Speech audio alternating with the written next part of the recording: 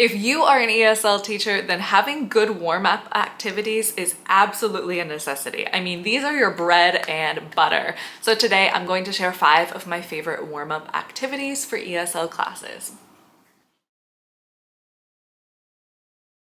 Hi, my name is Megan. I have been an ESL teacher in China for the past 10 years, and these are the 5 go-to warm-up activities that I use all the time. They're super fast, super simple, and require little to zero prep.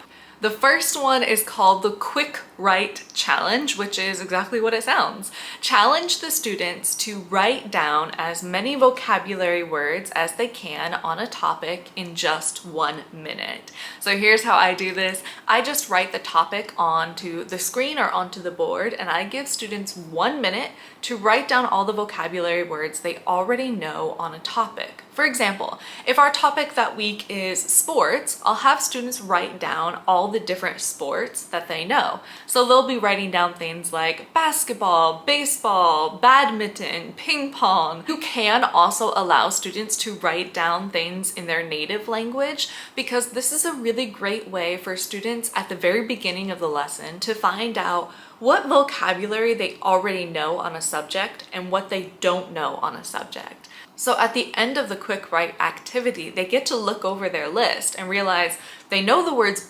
baseball and basketball, but they forgot the words for volleyball and badminton. And it's a really great way for them to see what they already know and what they're excited to learn in the coming lesson. Now, after you've given students 1 minute to write down their words on a topic, you could have everyone call out the things that they wrote down on their list, and you can collectively write them on the board. I really like to do this at the start of a semester because it builds a sense of camaraderie. So I'll just have students shout out the different sports that they wrote down, and I'll write them on the board. You could also have students just communicate with each other. So you could say, turn to your partner and share the words on your list, find out which words are the same, find out which words are different. This doesn't lead to the deepest conversations, but it does make sure that students are talking right at the beginning of the lesson. And this can be used for any topic. If your topic is food, have students write down the names of fruits. If your topic is travel, write down the names of cities or the things that you need to pack in your suitcase. There's so much variety for this, and the only thing you need to do to prepare is just think of what the topic is before you come to class.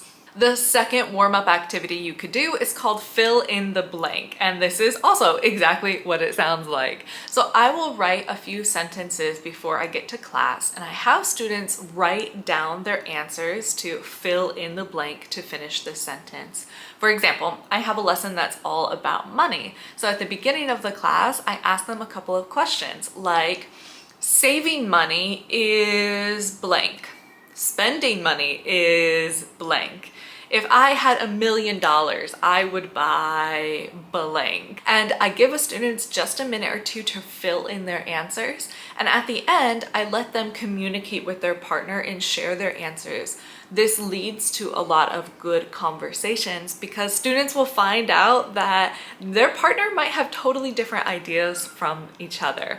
One student writes down that spending money is happy, while another student writes down that spending money is stressful, and they get to talk about their reasons why they have such opposite opinions about it. You know, maybe they think that rich people are hard workers, whereas another student says, I think rich people are lucky. It can lead to a lot of really interesting discussions. And what's great about this is you can customize how difficult and how complex the questions are according to your student's level. Again, you can use this for any topic. If you're talking about travel, maybe the question or the sentence is, the place I want to travel to the most is blah, blah, blah. Or the place I think has the best food is blah, blah, blah. For number 3, you can always go with a tried and true review game. When I first started teaching ESL, I didn't know any other good warm-ups, and so I just played a review game at the start of every class.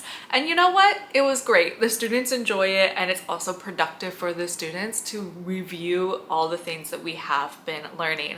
I do have an entire video about some of my favorite review games. I'll have that linked in the cards and also down below. I also have a ton of articles about different review games that you could play that are listed on my website, atlasteachingesl.com.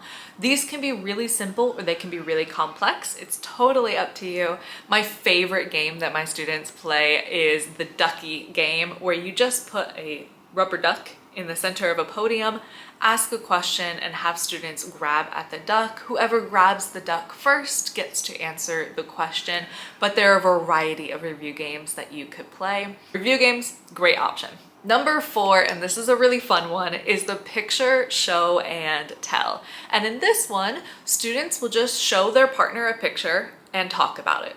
Super simple. Now, you could have this be homework and you could have students prepare a picture for the next class, or you could just have students choose a picture at that time. In today's world, everyone has a smartphone. We have tons of pictures on our smartphone. So put a prompt on the board. For example, show me a picture of something beautiful. Show me a picture of something stressful. Show me a picture of something you did last weekend. These are all really simple things, but they encourage conversation. So students have to scroll through their phone, find a picture of what they did last weekend, show it to their partner. They then have to make small talk and make a conversation about that. They'll say, oh, last weekend I had Korean barbecue with my roommate. It was really delicious. We went downtown, we took the subway. You know, last weekend I cooked dinner with my mom and we made one of my favorite dishes. Maybe I went on a date with my boyfriend or my girlfriend. We went to the movies, we saw this movie. This really mirrors the things that people talk about in their everyday life. And if you especially want to practice adjectives, then you could have something like, show me something beautiful, or show me something stressful. Maybe for something beautiful, they're showing their favorite coffee shop. Or maybe for something stressful, they're showing their homework that they had in history class last week. This is such a fun way to bring in some very natural conversation. You could tie this to the topic for today's lesson, or this could just be an opportunity to chat and chit chat. And again, this requires almost zero preparation on your part. You just have to think of the prompt before you go to class. And number 5, the last warm-up activity you could do is called the memory game. This one I don't use every week, but I always look forward to it when I do use it. Here's how to play. Get a picture ready. Tell the students that you are going to show them the picture on the screen for 1 minute. During that 1 minute, they have to look at the picture and try to remember everything they see. They cannot write anything down. They just have to stare at the picture and try to remember everything.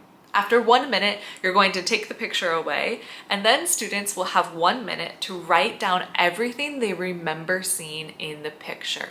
This is such a fun and useful vocabulary assignment. So if your topic is all about food, I'll show students a picture of a produce department with some fruits and vegetables, and they have to write down the names of the fruits and vegetables that they saw.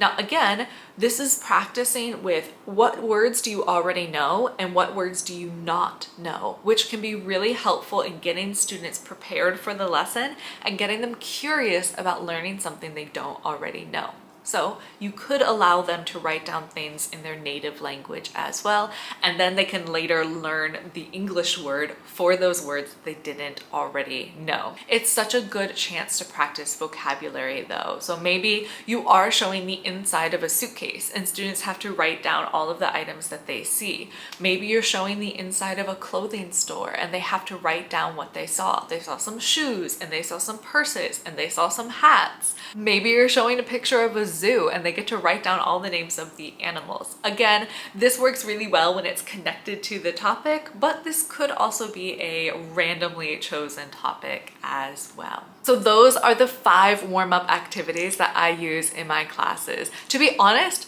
You could use these throughout the entire semester and just cycle through them because there's so much variety. I love that they're not specific to any one topic. You could use these and customize these for different levels as well as different topics. I use the ESA lesson planning method for the majority of my lessons. If you're not sure what it is, I have an entire video about it that I can leave linked in the cards and down below, but it requires having a warm-up activity at the beginning. Even if you're not using the ESA method, having a warm-up is still a really good idea. It gets the students thinking, it gets them moving, it gets them speaking in English right from the beginning, and a really good warm-up activity will also make them curious about what they don't yet know about the topic. So if you have any questions, you can leave them in the comments down below. You can always check out the website atlasteachingesl.com to see all of these ideas written out, as well as see other tips and ideas about teaching. You can also check back here for weekly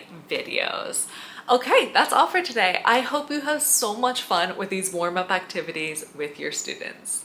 Bye.